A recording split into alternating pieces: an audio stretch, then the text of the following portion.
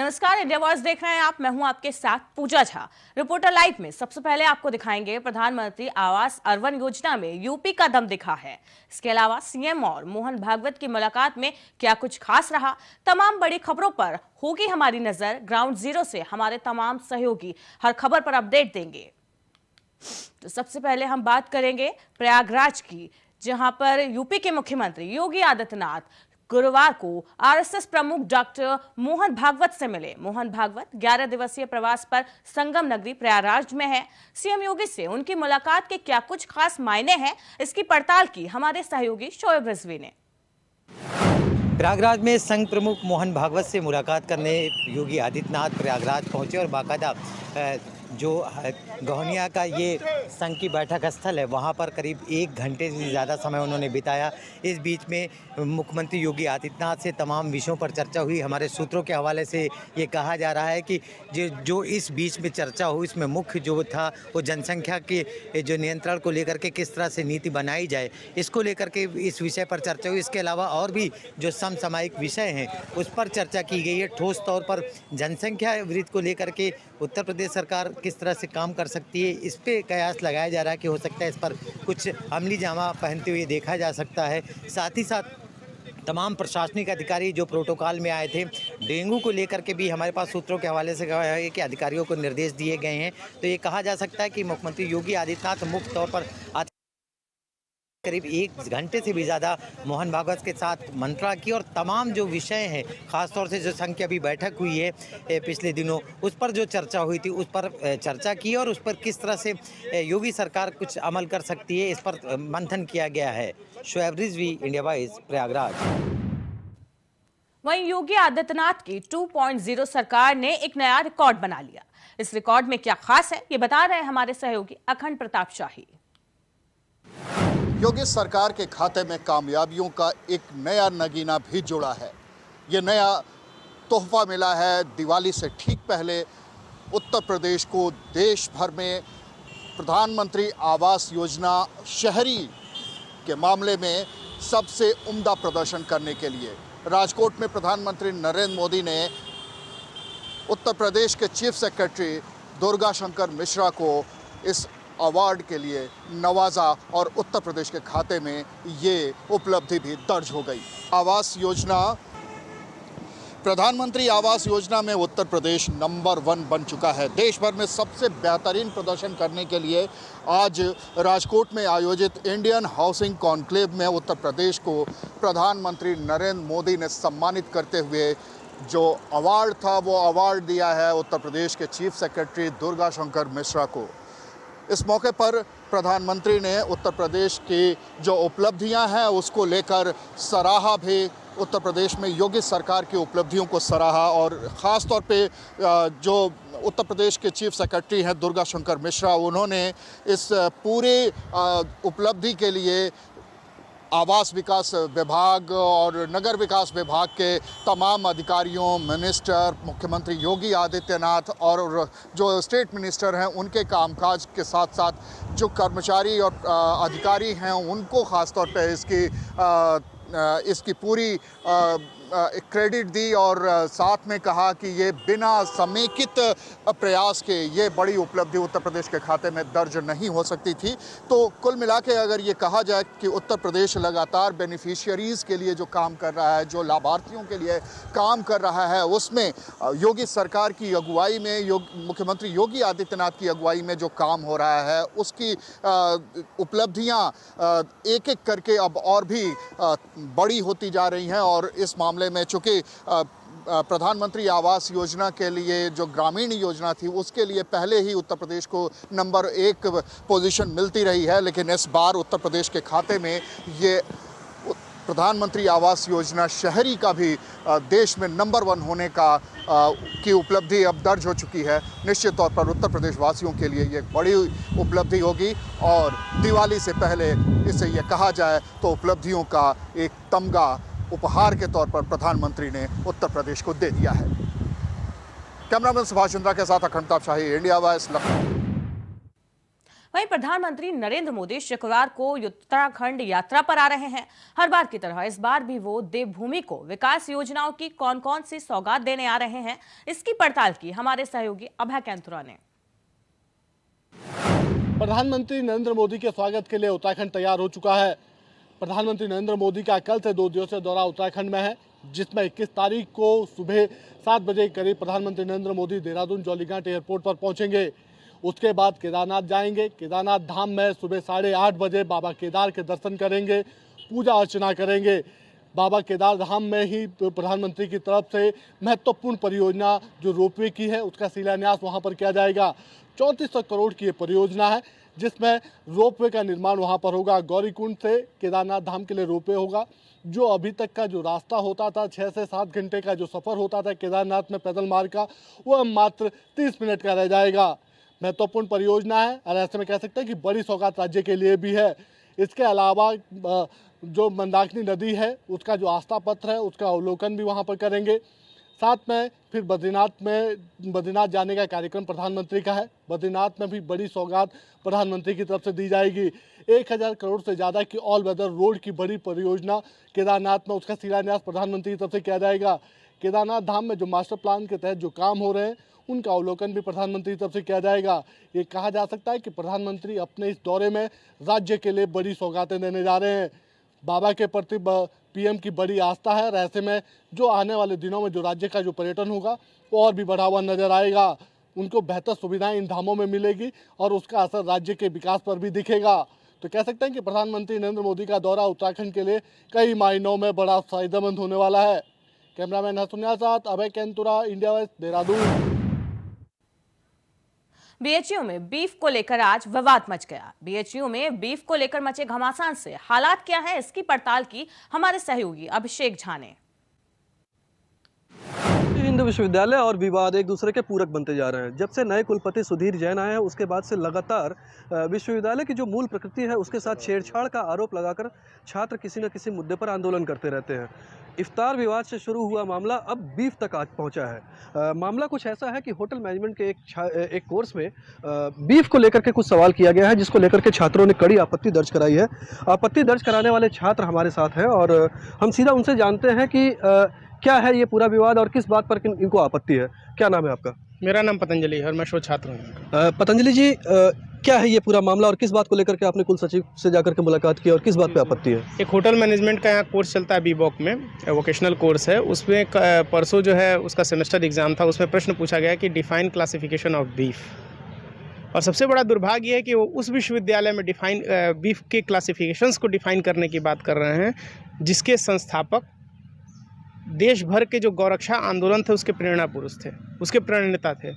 उन्होंने इस विश्वविद्यालय में भी गौशाला की स्थापना कराई। न सिर्फ इस विश्वविद्यालय में, कम से काशी में उन्होंने कम से कम 24 से 25 जो है गौशालाओं की स्थापना अपनी प्रेरणा से करवाई। उसमें कुछ में वो सदस्य भी रहे आजीवन, और गौरक्षाओं से संबंधित, गंगा और गौरक्षा से संबंधित अनेक संस्थाओं के वो संस्थापक सदस्य रहे, उनके संस्थापक रहे, अध्यक्षता भी उन्होंने की और पूरे गौरक्षा आंदोलन को उन्होंने दिशा दी। एक जगह तो उन्होंने भाषण में ये भी कहा था कि मेरी इच्छा है कि जब देश का संविधान बनेगा तो उसका जो पहला प्रावधान होना चाहिए वो गौरक्षा को लेकर होना चाहिए। तो ये जैसे बीफ को लेकर के आप कह रहे हैं, तो बीफ तो मान लीजिए कि और भी कई चीज़ों के भैंस के मीट को भी कहा जाता है और होटल मैनेजमेंट की बात है। तो होटल मैनेजमेंट में आखिर खाने पीने वाली चीज़ है, जब उस पर रोक नहीं है तो उसको बनाने की विधि बताई जा रही है, पूछी जा रही है, इस पर क्या आपत्ति है? देखिए, बीफ का दो ही मांस उसमें आते हैं, एक भैंस का आता है और गाय का आता है। तो ये कोई कह रहा है कि मतलब भैंस का भी है, तो प्रश्न ये है कि गाय का भी है। और जब आप कह रहे हैं कि हम जो है कि होटल मैनेजमेंट का कोर्स है, आप ये बताइए क्या उसका प्रैक्टिकल आप यहाँ करवाएंगे? क्या उसका प्रैक्टिकल भी करवाते हैं? हम तो इसकी जांच करवाना चाहते हैं। हम जांच की मांग करते हैं कि वो कैसे डिफाइन करवाते हैं। क्या कोई उत्तर प्रदेश में ऐसी जगह है जहाँ वो ले जाके डिफाइन करवाते हैं कि ये भैंस का बीफ है और ये गाय का है? क्लासिफिकेशन कैसे होगा? प्रैक्टिकल आप बताइए। तो कहीं ना कहीं तो ले जाते होंगे। और जब उत्तर प्रदेश में गौ हत्या निषेध है तो कहाँ ले जाते हैं और किस प्रकार वो डिफाइन कराते हैं, इस बात की पर भी जांच होनी चाहिए। क्रिमिनल ऑफेंस है सर। बड़ा महत्वपूर्ण और तकनीकी सवाल इन्होंने उठाया है। कुछ और भी छात्र हैं, इनसे भी बात करते हैं। क्या नाम है आपका? अधोक्षज पांडे, शोध छात्र, काशी हिंदू विश्वविद्यालय। अधोक्षक जी, अगर मान लीजिए कि पढ़ाई लिखाई के दरमियान होटल मैनेजमेंट में और ख़ास करके खाना बनाने की विधि बताई जा रही है, उसमें अगर इस तरह से की जा रहा है तो क्या आपत्ति है इसमें? देखिए, खाना बनाना और बीफ के बारे में बताना गई। दूसरा प्रभु श्री राम के चित्र के साथ छेड़छाड़ की गई, उसमें भी कोई कार्रवाई नहीं। तीसरा हमारे जो आराध्य हैं भगवान शिव, जो काशी विश्वनाथ सबसे प्रमुख स्थलों में से एक है, उन पे एक प्रोफेसर अनर्गल टिप्पणी करते हैं, उस पे भी कार्रवाई नहीं हुई। उसके बाद बीफ क्या बोलते हैं, इफ्तार की आयोजन होता है, जो नई परंपरा है। उसके बाद ये देखिए लगातार इस कुलपति के नेतृत्व में हो रहा है, तो हम तो ये कहेंगे कि इस कुलपति के नेतृत्व में हो रहा है, ये इसको बढ़ावा देना। अगर ये पे कार्रवाई करते तो अगली इस तरह की घटनाएं नहीं होती। इसलिए सबसे जरूरी है, मैं सरकार बाकी सारे चीजों से, मंत्रालय से भी मांग करूं, इस कुलपति पे जांच बैठा जाए कि इनकी मानसिकता बहुत मतलब क्षीण है विश्वविद्यालय को लेकर, काशी विद्यालय को लेकर के। तो ये कुछ स्थिति है कि जब से ये कुलपति आए हैं तो तमाम विवादों की फहरिस्त है, और उस विवादों की फहरिस्त में बीफ का पर पूछा गया सवाल वो इस श्रृंखला की एक अगली कड़ी है, और इस मामले को लेकर के अब कुलपति पर कार्रवाई की मांग छात्रों द्वारा की जा रही है। Abhishek Jha, India voice, Varanasi. वहीं हिमाचल प्रदेश में विधानसभा चुनाव के लिए बीजेपी ने अपने प्रत्याशियों की दूसरी लिस्ट जारी कर दी। इस खबर की जानकारी दे रहे हैं हमारे सहयोगी नितिन चौधरी।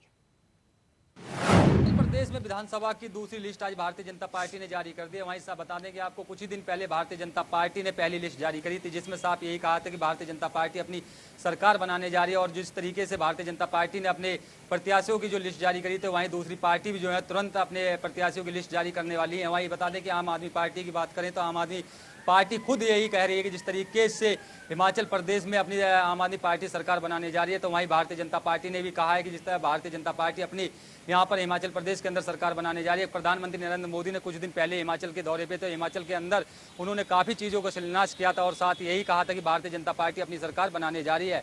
हिमाचल प्रदेश से कैमरामैन संदीप के साथ में नितिन चौधरी, इंडिया। वहीं हापुड़ में जैसे जैसे दीपावली का त्योहार नजदीक आ रहा है, वैसे वैसे नकली मिलावटी मिठाई बनाने वाले लोगों का धंधा जोरों पर है। खाद्य विभाग चैन की नींद सो रहा है। इस खबर की पड़ताल की हमारे सहयोगी शक्ति ठाकुर ने। जैसे जैसे दीपावली का त्योहार नजदीक आ रहा है, वैसे वैसे हापुड़ में मिठाई माफिया सक्रिय होते जा रहे हैं। आपको बता दें, नकली पाउडर से नकली मावा तैयार कर मिठाइयों का निर्माण किया जा रहा है। हापुड़ के धौलाना क्षेत्र के सोलाना गांव में नकली मिठाइयां बनाई जा रही हैं। वहीं सिंभावली क्षेत्र के रछेटी गांव में भी नकली मिठाइयां बनाई जा रही हैं। इन मिठाइयों को खाने से जब आने वाले समय में लोग बीमार होंगे तो आखिर उस सब का जिम्मेदार कौन होगा। वहीं खाद्य विभाग के अधिकारी अपने दफ्तर में चैन की नींद सो रहे हैं और जांच के नाम पर शहरी क्षेत्र की मिठाइयों की दुकान पर जाकर खाना पूर्ति कर आते हैं। लेकिन आने वाले समय में जब मिठाइयों से मरीज बीमार होंगे और अस्पतालों के चक्कर काटेंगे तो उसके लिए आखिर कौन जिम्मेदार होगा। अब देखने वाली बात यह होगी कि खाद्य विभाग के अधिकारी कब अपनी चैन की नींद से जागते हैं और कब इन मिलावटखोर मिठाई बनाने वालों पर कोई कार्रवाई कर पाते हैं। हापुड़ से कैमरामैन संजय के साथ शक्ति ठाकुर, इंडिया वॉइस, हापुड़। आगरा में दिवाली आते ही गांव धौरा और नगला खरगा में देसी बम और पटाखे बनाने का काम शुरू हो गया। बुधवार को नगला खरगा में टिन शेड के नीचे एक परिवार, जिसमें बच्चे महिलाएं तक शामिल रहीं, प्रशासन की टीम ने गोदामों पर छापा मारते हुए 4 गोदामों को सील कर दिया। इस खबर पर ज्यादा जानकारी दे रहे हैं हमारे सहयोगी मयंक त्यागी। खेतों में आतिशबाजी बनाने के कई वीडियो विगत एक दिन पूर्व वायरल हुए थे। जी हाँ, हम बात कर रहे हैं उस गांव धौर्रा की जो दीपावली के दिनों खेतों में बारूद के ढेर पर बैठकर आतिशबाजी का निर्माण करता है। विगत रात्रि एडीएम प्रशासन के द्वारा कार्रवाई करके 4 गोदामों को सील कर दिया है। लेकिन कहानी बड़े अचरज की है कि साल 2003 से लेकर साल 2016 तक लगभग 36 लोगों की जान इस बारूद के ढेर पर व्यापार में जा चुकी है। लेकिन आगरा प्रशासन ने कार्रवाई करते हुए तमाम बारूद की आतिशबाजी को बरामद कर लिया गया है। लगभग 4 गोदामों को सील कर दिया है। लेकिन बड़ा सवाल कि बिना लाइसेंस और मानकों के कई सालों से इस गांव में इस अवैध व्यापार पर आखिरकार अंकुश क्यों नहीं लग पाया। तमाम बड़े हादसों ने पूरे आगरा को दीपावली के दिनों दिल दहलाने वाली जैसी घटना सामने भी आ चुकी हैं, लेकिन प्रशासन दीपावली के मौके पर कार्रवाई करता है। मयंक त्यागी, इंडिया वॉइस, आगरा। वहीं उत्तराखंड में आयुष्मान योजना के तहत राजकीय कर्मचारियों और पेंशनरों को गोल्डन कार्ड में आ रही व्यवहारिक दिक्कतों को दूर करने के लिए सरकार ने कमेटी गठित की। स्वास्थ्य महानिदेशक को कमेटी का अध्यक्ष बनाया गया। 1 माह के भीतर अपनी रिपोर्ट सरकार को कमेटी सौंपेगी। इस खबर पर ज्यादा जानकारी दे रहे हैं हमारे सहयोगी अभय कैंतुरा। राज्य कर्मचारियों की लंबे समय से जो मांग चल रही थी, आखिरकार उस मांग प्रशासन ने एक्शन लिया है। एक जांच कमेटी बिठाई गई है, 9 सदस्यीय जांच कमेटी डीजी हेल्थ की अध्यक्षता में चलेगी। सबसे बड़ी बात है कि गोल्डन कार्ड को लेकर जो कर्मचारियों की समस्या आ रही थी, उन समस्याओं का निदान के लिए कमेटी का गठन यहाँ पर किया गया है, क्योंकि राज्य कर्मचारी हो चाहे पेंशनर्स कर्मचारी हो, उनके वेतन से, उनकी पेंशन से एक अंशदान गोल्डन कार्ड के रूप में यहाँ पर कटता था। भारी भरकम राशि लगातार कट रही थी, यानी अगर अंदाजा लगाया जाए जो आंकड़ों के हिसाब से अब तक के जो रिकॉर्ड आ चुके हैं, महीने के 15 करोड़ के हिसाब से ये पैसे यहाँ पर कटने का काम कर रहे थे। लेकिन कर्मचारियों को जो स्वास्थ्य लाभ मिलना था इस गोल्डन कार्ड के जरिए, वो नहीं मिल पा रहा था। कर्मचारी लगातार इन खामियों को दूर करने की मांग यहाँ पर कर रहे थे, लेकिन अभी तक शासन स्तर पर उन सब चीज़ों को लेकर संज्ञान नहीं लिया जा रहा था। लेकिन अब ये कहा जा सकता है कि कर्मचारियों का आक्रोश के बाद शासन स्तर पर संज्ञान लिया गया है। 9 सदस्यीय जांच कमेटी बिठाई गई है, डीजी हेल्थ के रूप में काम करेगी। जल्द ही ये कमेटी उन वेतन विसंगतियों को दूर करने को लेकर अपने सुझाव शासन को यहाँ पर सौंपेगी। रिपोर्ट के माध्यम से जो कमियां हैं, उन कमियों को दूर करने का काम यहाँ पर किया जाएगा, क्योंकि अभी तक ये कह सकते हैं कि उस कैशलेस इलाज या फिर अस्पतालों के चिन्हीकरण को लेकर कर्मचारी असमंजस की स्थिति में थे। लेकिन अब इन समितियों के सुझावों के बाद ये कहा जा सकता है कि जो खामियां थी वो दूर हो जाएंगी। कर्मचारियों को बेहतर स्वास्थ्य लाभ यहाँ पर मिलने लग जाएगा। जो अस्पताल अभी तक रजिस्टर्ड नहीं थे इन योजना के तहत, वो इसमें रजिस्टर्ड हो जाएंगे, ताकि सभी तरह के कर्मचारी, चाहे वो सरकारी सेवा कर्मचारी हो या रिटायर्ड सेवानिवृत्त कर्मचारी हो, उनको भी यहाँ पर लाभ मिलने लग जाएगा। तो ये कहा जा सकता है कि कर्मचारियों की जो लंबी मांग थी, उस पर आखिरकार संज्ञान लिया गया और अब एक कमेटी के माध्यम से उसे दूर करने का प्रयास किया जाएगा। कैमरामैन नसुन्याल साथ अभय कैंतुरा, इंडिया वॉइस, देहरादून। सिद्धार्थनगर में बाढ़ का कहर जारी है। जिले में लगभग 500 गांव बाढ़ की चपेट में हैं। फिलहाल वहां पर क्या हालात हैं, इस पर ज्यादा जानकारी दे रहे हैं हमारे सहयोगी राकेश कुमार। सिद्धार्थनगर जिले में बाढ़ की त्रासदी झेल रहे 500 से अधिक गांव बाढ़ की चपेट में आ गए हैं। वहीं जो है 150 गांव मैरून भी हो चुके हैं। वहीं अब लोगों की मदद पहुंचाने का काम में सांसद के बेटे अभिषेक पाल कर रहे हैं। मौके पे जाके वो राशन सामग्री वितरण कर रहे हैं। जो बाढ़ प्रभावित लोग हैं उनसे मुलाकात कर रहे हैं और उनसे बातचीत भी कर रहे हैं और उनकी ज़रूरत के सामान तक भी पहुँचा रहे हैं। वहीं सांसद जगदम्बिका पाल हर गाँव में जाकर और लोगों को राहत सामग्री पहुंचा रहे हैं। तो जहां सांसद जगदम्बिका पाल नहीं पहुंच पा रहा, अपने बेटे को भेज रहे हैं। तो सांसद जगदम्बिका पाल के बेटे अभिषेक पाल जो है वहां पहुंचे गांव में और लोगों को राहत सामग्री भी वितरण किया है। तो वहीं जो राहत सामग्री दी जा रही है, राहत सामग्री में लोगों को खाने का व्यवस्था तो हो जा रहा, लेकिन अब उतने जितना राहत सामग्री दिया जा रहा उतने में कैसे खा पाएंगे। किसी परिवार में 10 लोग, किसी परिवार में 5 लोग हैं। तो इस तरह का राहत सामग्री जो दिया जा रहा है तो उनके खाने तक का व्यवस्था उसमें नहीं हो पाएगा। सिद्धार्थनगर से राकेश यादव, इंडिया वॉइस। वहीं झारखंड में ईडी का शिकंजा लगातार कसता जा रहा है। राज्य में जहां कई बड़े अधिकारी और नेता ईडी की रडार पर हैं, वहीं कई बड़े कारोबारी ईडी की गिरफ्त में हैं। ईडी की लगातार हो रही कार्रवाई पर जानकारी दे रहे हैं हमारे संवाददाता राकेश कुमार। झारखंड में अब ईडी का शिकंजा लगातार कसता जा रहा है और जिस तरीके से कहीं न कहीं तमाम लोगों को गिरफ्त में लेने की कोशिश की गई है, उसके बाद से अभी भी कयास लगाए जा रहे हैं कि कई ऐसे नाम आ सकते हैं जिसको लेकर के अब कहीं न कहीं चर्चा बन सकती है। सबसे बड़ी बात कही जा सकती है कि भ्रष्टाचारियों पर लगाम लगाने की कोशिश की जा रही है और आप देख सकते हैं कि ये ईडी का दफ्तर है जो रांची में स्थित है और रांची इसी दफ्तर में तमाम लोगों को बुलाकर पूछताछ भी की जाती रही है। और साफ तौर पर कहा जा सकता है कि जिस तरीके से राज्य में खनन को लेकर के और खास करके अवैध खनन को लेकर के बातचीत की गई थी, माइंस में जिस तरीके से घोटाले किए गए थे और इसके बाद से तमाम चीज़ों को लेकर जो यहाँ कहीं ना कहीं ईडी की कार्रवाई चल रही थी, उस पर तमाम लोग कहीं ना कहीं चर्चा के विषय के रूप में बातचीत कर रहे थे। और खास करके सबसे बड़ी बात कही जा सकती है कि जिन नामों को लेकर चर्चा की जा रही थी उसमें कई नाम ऐसे थे जिस पर चर्चा बराबर की जा रही थी। उसमें पंकज मिश्रा जो विधायक प्रतिनिधि माने जाते हैं मुख्यमंत्री हेमंत सोरेन के, उनके नाम पर चर्चा थी। साथ साथ खास करके अमित अग्रवाल जो बड़े कारोबारी माने जाते हैं, उनको गिरफ्त में लिया है ईडी की टीम ने। और उसके साथ साथ प्रेम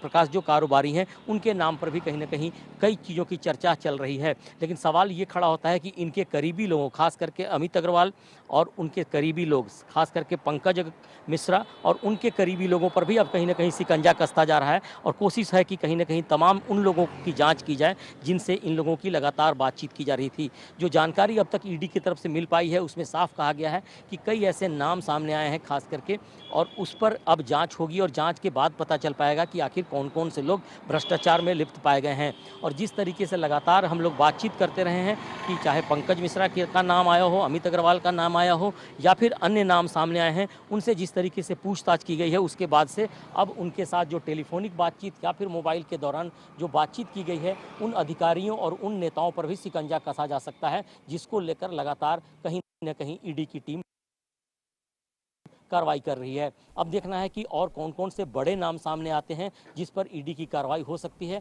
क्योंकि ईडी की कार्रवाई जिस तरीके से राज्य में हुई है उससे कई ऐसे लोग हैं जो भ्रष्टाचार में लिप्त हैं, अभी भी सकते में दिखाई पड़ रहे हैं। सहयोगी पिंटू के साथ राकेश कुमार, इंडिया वॉइस। लखनऊ में सरकारी अस्पताल के एक डॉक्टर और वार्ड बॉय पर महिला मरीज से रेप का आरोप लगा है। क्या है ये पूरा मामला, जानकारी दे रहे हैं हमारे सहयोगी चंदन वर्मा। सशक्तिकरण के सारे दावे फेल होते नजर आ रहे हैं। 90 घंटे के अंदर 4 रेप की घटनाएं सामने आ चुकी हैं, जिसमें 3 गैंगरेप है व 1 रेप की घटना है। पहले गोमती नगर थाना क्षेत्र में जानकी मंदिर के महंत के ऊपर एक महिला ने बलात्कार का आरोप लगाया था। उसके दूसरे या तीसरे दिन चलती ऑटो में महिला के साथ गैंगरेप की घटना आई थी सामने। उसके बाद लोहिया पार्क में युवती के साथ रेप की घटना हुई थी। आज हम महानगर के सिविल अस्पताल में खड़े हैं। सिविल अस्पताल है, यहाँ पर अप्रैल में महिला जो है आई डॉक्टर को दिखाने के लिए, वहीं डॉक्टर ने जो है बेहोशी का इंजेक्शन लगाकर डॉक्टर व वार्ड बॉय के द्वारा महिला के साथ गैंगरेप किया गया। वहीं महिला ने मंगलवार को महानगर कोतवाली में डॉक्टर व आरोपी वार्ड बॉय के खिलाफ मुकदमा दर्ज कराया था। आनंद फानन में कल लखनऊ की महानगर पुलिस ने एक आरोपी की गिरफ्तारी कर ली है, तो वहीं दूसरे आरोपी के लिए दबिश दी जा रही है। लखनऊ पुलिस का दावा है कि जल्द ही दूसरे आरोपी की भी गिरफ्तारी कर उसे सलाखों के पीछे भेजा जाएगा। लखनऊ से इंडिया वॉइस के लिए चंदन वर्मा। अमरोहा में पुलिस प्रशासन ने गौकशी और गैंगस्टर के 2 आरोपियों की करीब 15 लाख रुपए की संपत्ति कुर्क की। इस खबर पर पड़ताल की हमारे सहयोगी मोहम्मद इमरान ने। अमरोहा में गैंगस्टर एक्ट के 2 आरोपियों की 15,22,000 की संपत्ति कुर्क की गई है। एसपी के आदेश के बाद ये संपत्ति कुर्क हुई है। मामला रजबपुर थाना क्षेत्र के गांव नूरपुर तुगलकाबाद का है, जहां पर गैंगस्टर एक्ट में 2 आरोपियों को नियुक्त किया गया था, जो गौकशी के आरोपी थे, जिनको पुलिस द्वारा गैंगस्टर एक्ट में नियुक्त किया गया था। जिसके बाद आज तहसील की टीम ने और पुलिस ने मिलकर संयुक्त रूप से कार्रवाई करते हुए 14(1) के तहत कार्रवाई की है। उनकी 15,22,000 की संपत्ति कुर्क की है। वहीं एसपी के आदेश के बाद यह कार्रवाई हुई है। वहीं एसपी आदित्य लांगे के आदेश के बाद जनपद भर में गैंगस्टर एक्ट और हिस्ट्रीशीटरों आरोपियों के खिलाफ लगातार अभियान चलाया जा रहा है। जिनके पास आय से अधिक संपत्ति होने का दावा है, उनके विरुद्ध उनकी संपत्ति की जांच की जा रही है और उनके विरुद्ध कार्रवाई की जा रही है। इसी क्रम में यह गैंगस्टर एक्ट के आरोपियों की 15,22,000 की संपत्ति कुर्क की गई है। अमरोहा से इंडिया वॉइस के लिए मोहम्मद इमरान। बरेली में 3 युवकों को शराब की लत इस कदर भारी पड़ गई कि एक को जान गंवानी पड़ी। 2 जिंदगी और मौत से जूझ रहे हैं। क्या है ये पूरा मामला, हमारे सहयोगी सनी गोस्वामी इसकी जानकारी दे रहे हैं। बरेली के मीरगंज में कल एक दिल दहलाने वाला मामला सामने आया था, जिसमें आपको बता दें दारू में केमिकल, पानी की जगह केमिकल मिलाने से एक व्यक्ति की मौत हो गई, जिसमें 2 जिंदगी और मौत से जूझ रहे हैं। आपको बता दें मीरगंज कस्बे के मालीपुरा मोहल्ले के रहने वाले लोग थे। ये थाने के बाहर अपने चाउमीन का ठेला लगाते थे। चाउमीन का ठेला लगाने के बाद शाम को ये एक दुकान से जब वो पानी लेते हैं तो पानी की जगह ये गलती से केमिकल उठा लाते हैं, जो दारू में डालते हैं। केमिकल डालने के बाद में 2 लोगों की हालत गंभीर हो जाती है, जिसमें लेकर उन्हें CSC मीरगंज में लिया जाता है, जहाँ पे एक की मौत हो जाती है, 2 लोग गंभीर रूप से घायल हो जाते हैं। जिला मीरगंज CSC से डॉक्टर उनको दोनों को रेफर कर देते हैं। इन दोनों जो गंभीर रूप से घायल बनाए जा रहे हैं, जो गंभीर रूप से हैं, उनका इलाज चल रहा है जिला अस्पताल में, जिसका हालत गंभीर बताई जा रही है। आपको बता दें मालीपुरा के रहने वाले हैं और ये जो तीनों थे ये एक ही परिवार के हैं। ये थाने के पास में अपना व्यापार करते हैं, चाउमीन का ठेला लगाते हैं। जैसे ही ये मामला सामने आया तो होश उड़ गए, लोगों के सामने आ गया, क्योंकि ये दारू में जब केमिकल मिला उससे मौत हो गई। आपको बता दें कि जो दोनों हैं उनका गंभीर रूप से इलाज चल रहा है और इस समय जिला अस्पताल में वो है। इंडिया वॉइस के लिए सनी गोस्वामी, बरेली। वहीं उत्तर प्रदेश लोक सेवा आयोग की PCS 2021 की परीक्षा में भाई बहन की जोड़ी ने कमाल कर दिया।